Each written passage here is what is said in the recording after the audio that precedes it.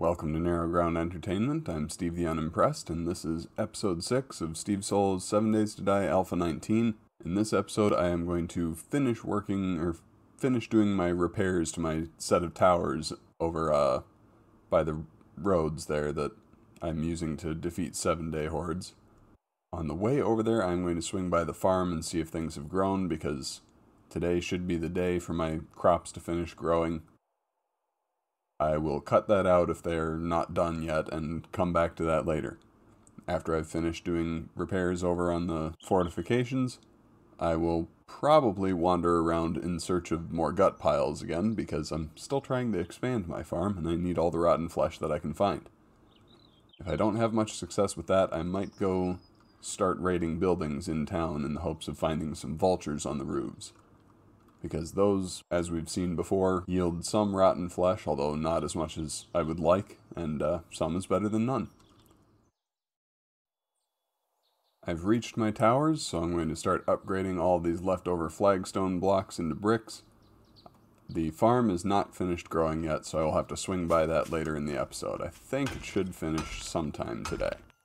For now, let's just get the rest of these upgraded all the way, and then I'll have some better towers. All my tower upgrades are now finished, so I'm going to start moving off around the rest of the world. Well, I'm going to go fix that first. This is what happens when you play too many games. You start forgetting which controls go for which game. Now, this house over here in the distance next to my fort, I don't think that I have ever raided. So I'm going to check it out now and see if there's anything worth having in it. Or discover that I already have raided it, and then I'll just move on. Actually, I think I have been through here before. Probably not that long ago either, at least in terms of the game. Yep, all these containers are empty, so I've been here before. Never mind then. One of the problems with doing stuff like that is, now that I've been in there again, it probably will take 30 days from now for any loot to respawn in there, not 30 days from when I looted it. One thing I sometimes do later on in the game to avoid situations like that is I start making signs and putting them in front of the structures just to say what day I last raided that structure.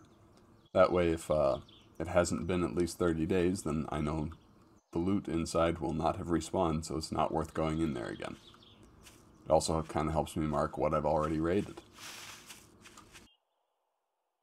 Since one of my objectives right now is to locate gut piles and collect rotten flesh, I think I'm going to follow this road next to me that goes up to the north of town, where I have not quite explored anything, and loop around back along that, since I don't think I was following those roads when I went out into the snow up here to collect that airdrop.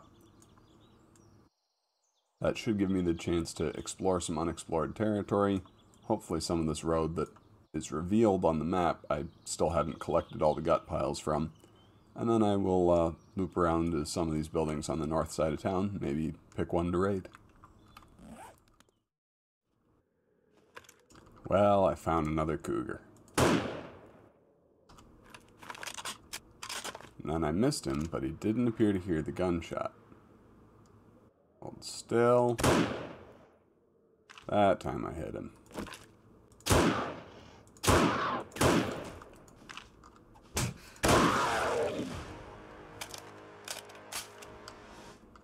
There. I can now almost always kill these before I have to actually reload a weapon.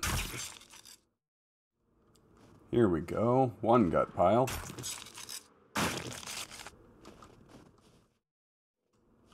Here's another.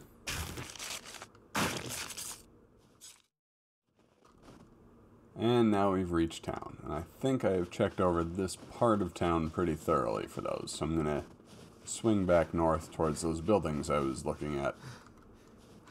It's nice to know I'm not totally striking out on rotten flesh today, like I have in the past several episodes.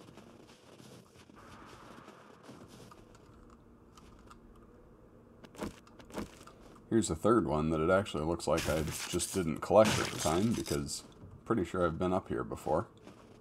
At least this far. Yep, because there's a wood frame block that I placed. Hello.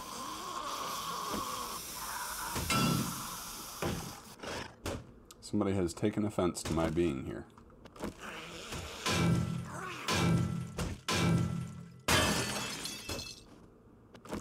That's okay. I'm not much happier about his presence than he is about mine.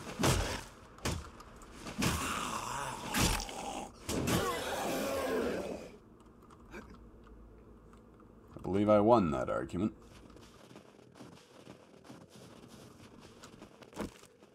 Let's not just bypass this gut pile by accident. We need those.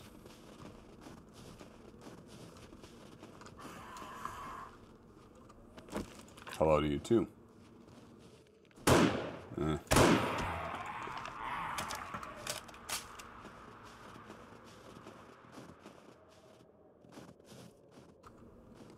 Alright. This northern section of town looks like it's mostly houses. I'm checking the roofs to see if I can spot any vultures, but so far I haven't. It's a little hard to see on top of this one. That is a big place. And it looks like there's another street north that I didn't think was going to be there. There are more blocks on this, or in this town than I had expected. Now, this is what's at the northernmost edge of town, and this is not a point of interest that I have seen before. This might have been new for this update. If it wasn't, it's certainly new to me. I haven't run across it in the past. I'm curious to check it out, but I think it's a little too late in the day for that. I still need to go back and check on the farms, and it's already 2. I think that I'm going to have to leave this for a different episode. Probably not the next episode either, because the next episode is going to be Horde Day. We will revisit this. In fact, let me just mark it on my map. I'm going to label it revisit this. That way I won't forget. I might have enough time to poke my head into this house. This doesn't look too large or complicated. It's not even locked. So let's see what we can find in here. There wasn't a whole lot in this house. A couple of trapped floors that didn't really go anywhere, a bookshelf, and a pile of ammunition. However, the 7.62 ammunition is always welcome, and one of the other things that I found in that was a rad remover mod, which there are zombies that start appearing later on as you get longer into your game that are bright green and glowing, and they have a regeneration ability. If you shoot them with a weapon that has this mod installed on it, it will stop them from regenerating for a little while, which is very helpful. Makes them much easier to kill. Where's this lumberjack that apparently came in the back?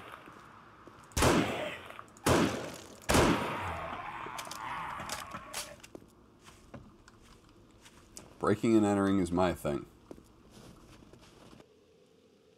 I'm going to head down to check on my farm now before it gets too late in the day to do that. And since I actually already have all the ingredients I need in my inventory, I'm going to craft a couple of farm plots while I'm on my way. I found enough rotting flesh today for 2, so that'll give us 2 more. Assuming that I have enough pumpkins or blueberries to make more seeds for those farm plots will give me somewhere to put those seeds. Now, either I have mistaken the day, or the last time I harvested my farm, I must have done it pretty late in the day. In fact, I think, if I recall correctly, I did harvest the farm pretty late in the day the last time I did it. Because these have not matured yet. So I'm going to have to find something else to occupy myself while I'm waiting for them to finish growing. I guess I can start with that zombie I just saw jump back there. Sure, let's start with you.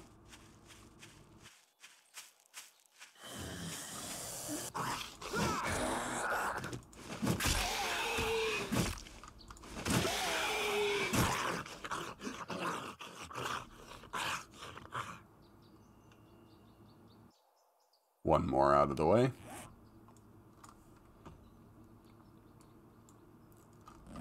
And as long as I'm so close to my iron deposit, let me go over here and dig up a little of that while I wait as well. Hey look, I remembered to put a ladder in this mine. Okay, the farm finished growing up, so now it's time to harvest it, and the sun even came out to see what the end of the day was going to be like. So let's just get all of this stuff collected, and then I will deal with planting some of the new. Now the aloe vera I planted out of cycle, so it is still just in the growing stage. But that's okay, I'm not nearly as desperate for a supply of that as I am for pumpkins and blueberries. So we'll just leave that there. Maybe I'll remember to come and collect it tomorrow, but otherwise we'll leave it for episode 8. Now let me see. I don't have enough blueberries to make another blueberry seed, I think. Nope, not quite. I did have some pumpkins left over from the previous harvest, so I do have enough to make another pumpkin seed. Only one, unfortunately.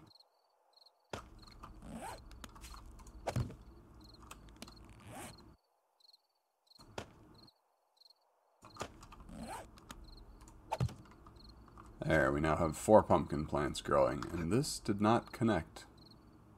That's interesting. I hope that doesn't bode ill for anything.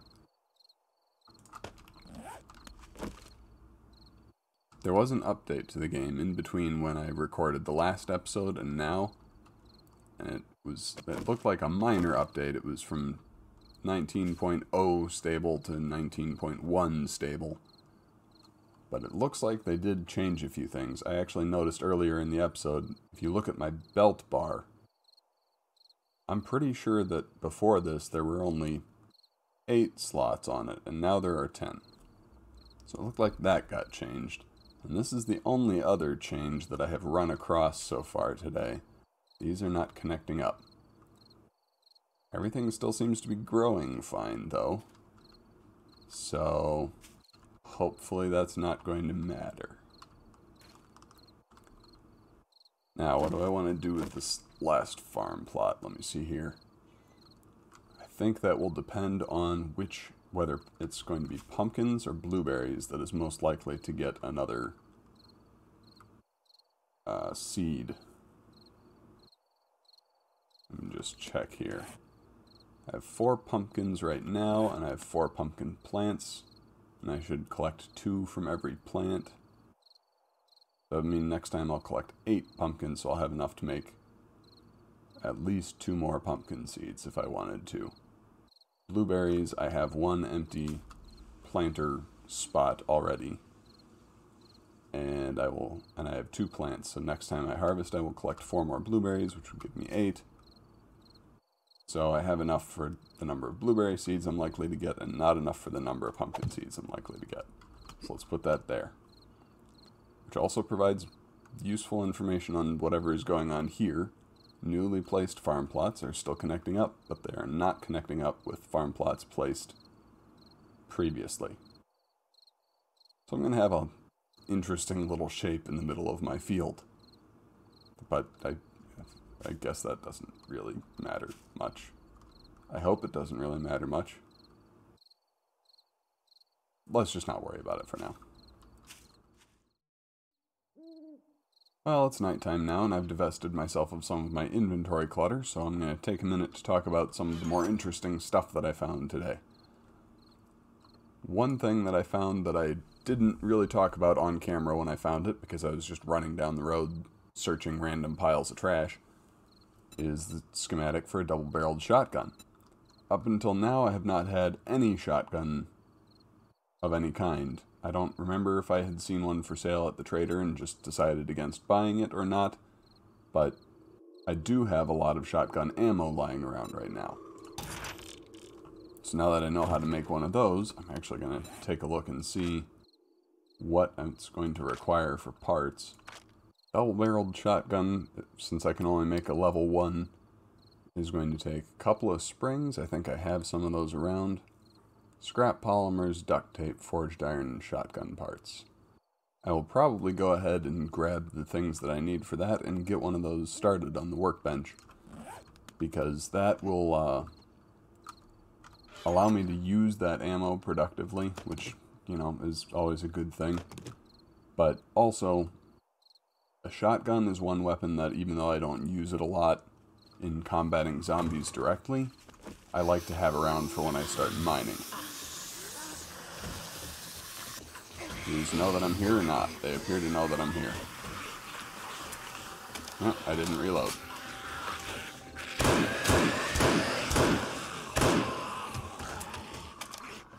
And they're climbing my walls.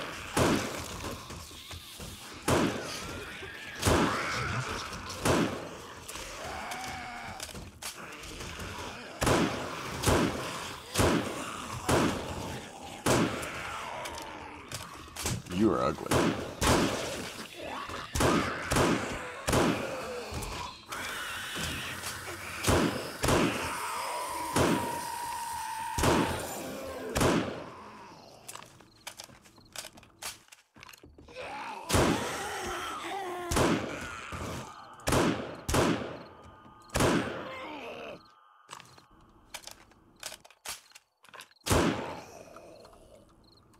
Well, that actually went rather well. I'm exactly out of 7.62 ammunition in my inventory right now. Yeah, see, that happens later on in the game. They start spawning at night, kind of knowing where you are. That's the result of the heat map thing that I've talked about in some previous episodes, me using the forge and the workbench. I'm going to have to start stiffening up my walls around here. Because, yeah, that's not going to hold. What did I get here? Oh, good. Some more 7.62 ammunition. Let's just put that right in the gun. And let's patch up these walls quickly.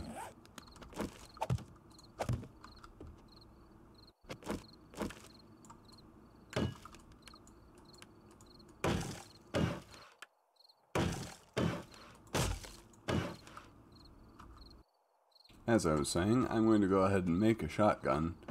At least I am if I have springs lying around somewhere. There we go, 2 springs, which is exactly the number I need, too. While I would prefer to have gotten a pump shotgun over a double barrel, because of the obvious magazine size, a double barrel shotgun will be a good addition to my arsenal. One of the reasons I like to have one for mining is when I start spending time at my outlying mines instead of at my main base, I don't fortify those as heavily as I do my main base. So, especially after that little zombie attack we just had, I will start throwing up some better walls around this. I don't really do that at my mines because I'm not planning to occupy that for very long. Or at least not on a permanent basis. I'm planning to mine out all of that resource, and when it's gone, I will probably move on and not really come back to that mine much at all. So when I wind up with zombies spawning at night and finding me there, the shotgun usually makes pretty short work of them, and while I don't like to use the shotgun around my main base because of its potential to damage stuff like the walls, you may have noticed I shot my own walls once or twice with my rifle there, and that did not help the situation very much.